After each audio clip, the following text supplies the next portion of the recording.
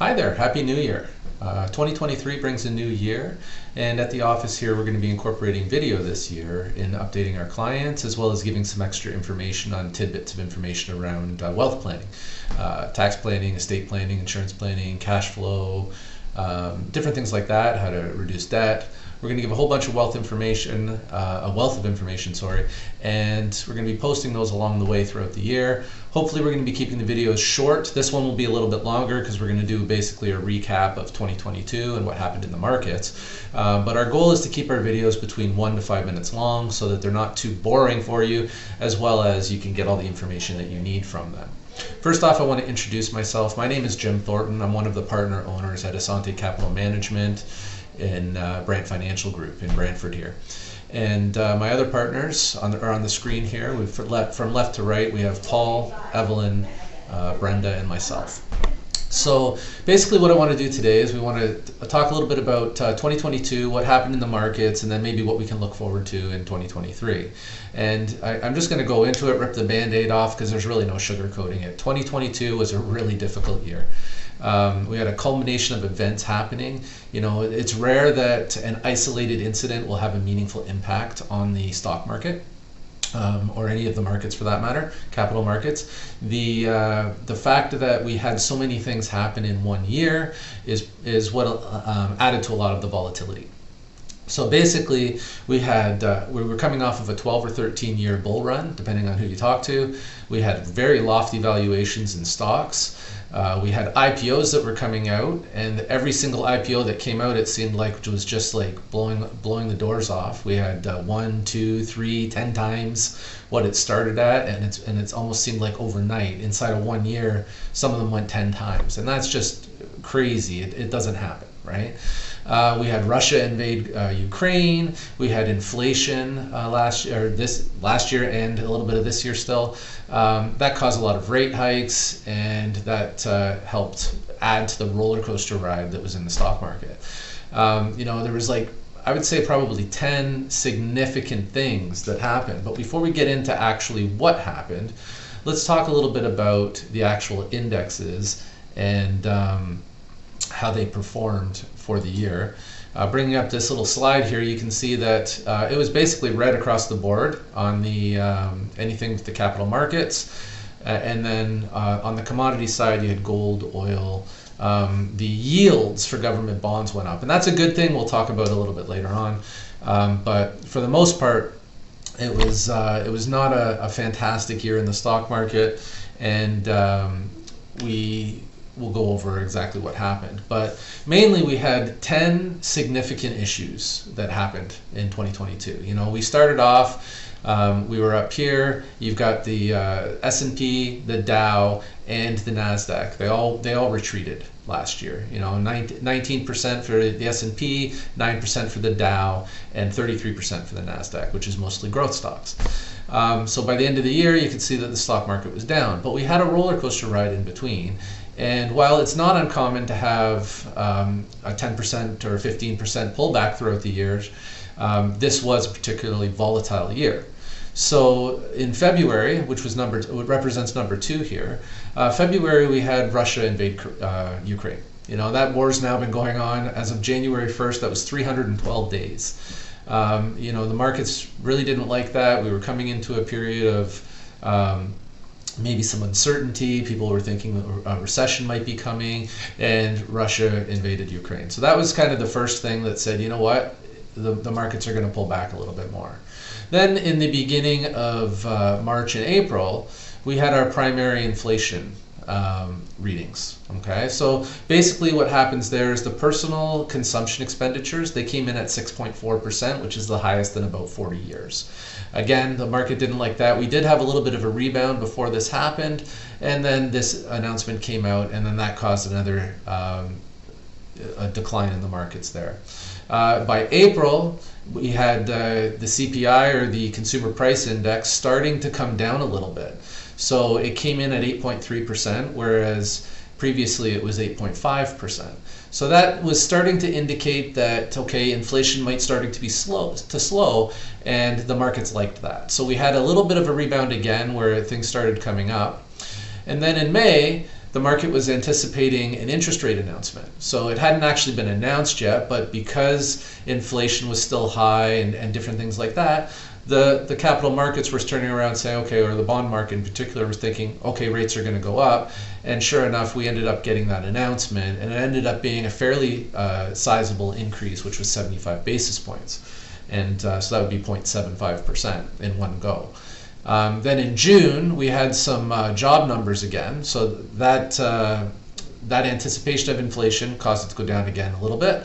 And then in June, we had unemployment. There was no change to unemployment, and there were more jobs created than what the market was expecting.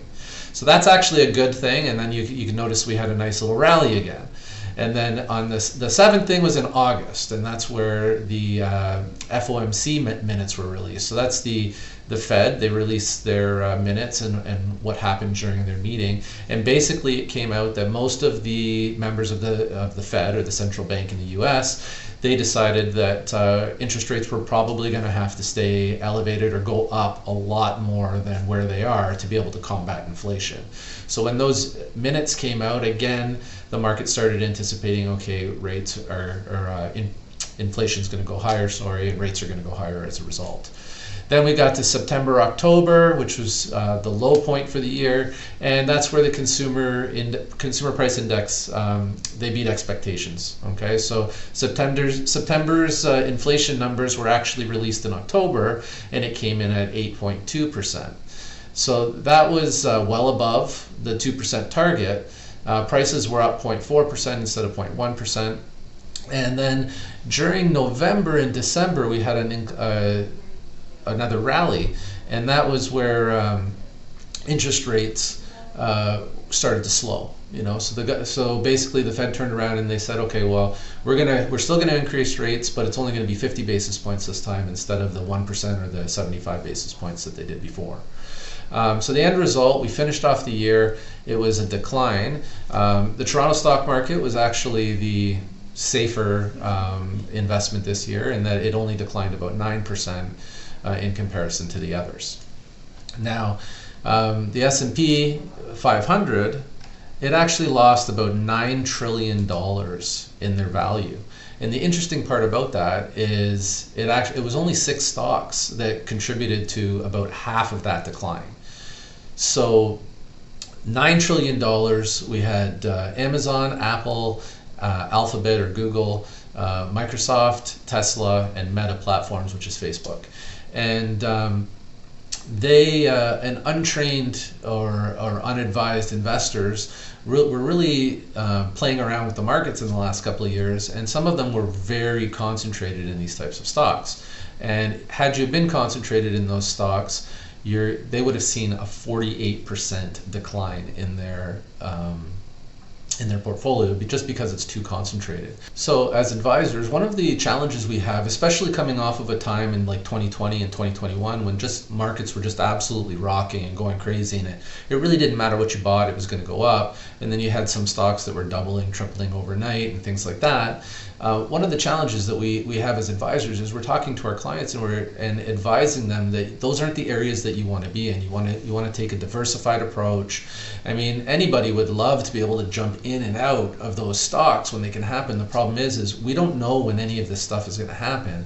So the only thing that we can do is we can build your portfolios so that, and advise you so that you're in a position to basically absorb these ups and downs. While some people, you'll hear success stories where they'll go out and they'll buy the 1 or 2 stocks and they make a lot of money, the majority of people in the high 90% will end up losing money.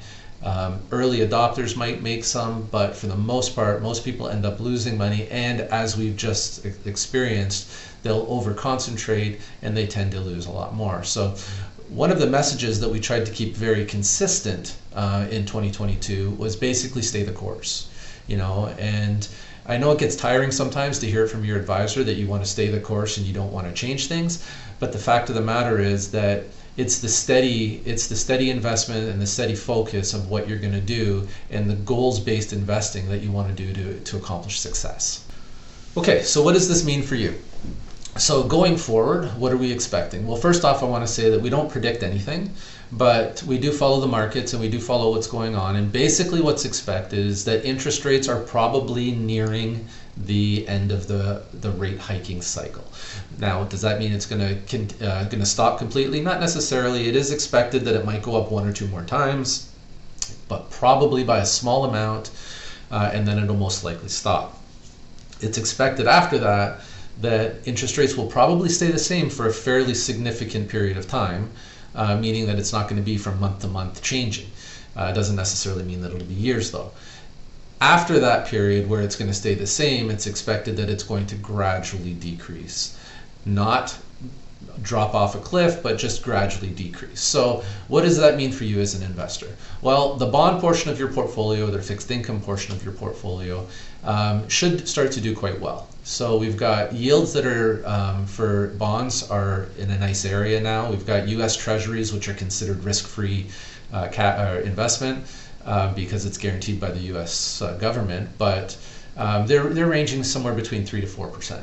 On a yield, right? We've got GICs that are getting decent rates now in Canada. We've got high interest savings accounts that don't lock you in. You know, you can get up to about 4.4% right now. So there's a lot of options on the fixed income side that should start adding some stability to the portfolios again. There's still a little bit of uncertainty on the equity side of the market, but we're hoping that coming off such a rocky year, usually these rocky years don't happen back to back. I mean, it does sometimes happen, but for the most part, it's usually kind of we get that rocky year and then things start to turn around. So we're hopeful that things are going to turn around this year on the equity side.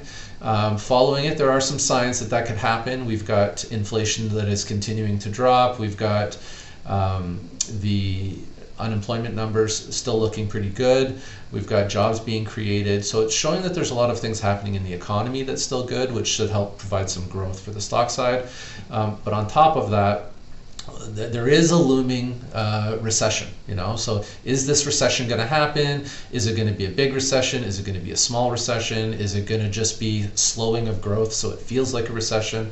Ultimately, though, recessions don't always coincide with a market decline, so that's not necessarily what we should really be worrying about.